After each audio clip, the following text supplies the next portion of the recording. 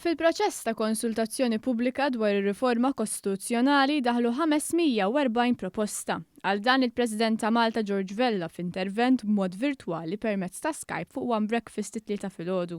U rrid ngħid li l-konkurrenza kienet sabiħa ħafna għaliex sakemm ġejna biex nagħlqu kien hemm diġà qrib il-540 proposta.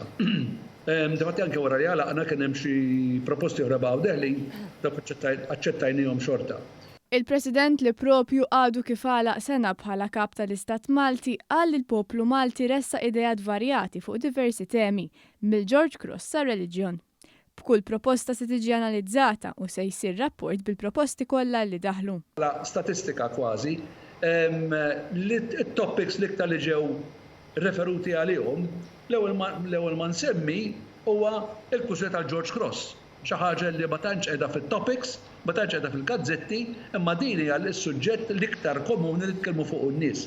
It-tieni suġġett u dan huwa sabiħ huwa l-ambjent. Jiena informat bil-informazzjoni li daħlet, bil-suġġerimenti li daħlu, li ħafna qegħdin jimbuttaw kemm jistgħu biex l-ambjent jiġi iktar protett.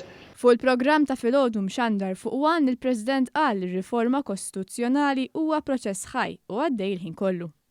Fejn għandek rappreżentanza ta' dawk li huma korpi kostitwiti, partiti politiċi, awtoritajiet u istituzzjonijiet ta' ċertu statura fil-pajjiż u ovvjament mbagħad taħlita kbira tal-popolazzjoni ġenerali li jiddiskutu da' suġġetti u jaslu biex jagħmlu proposti minnhom biex jiġu konsidrati eventwalment mbagħad bħala abbozzi ta' liġijiet mill-Parlament.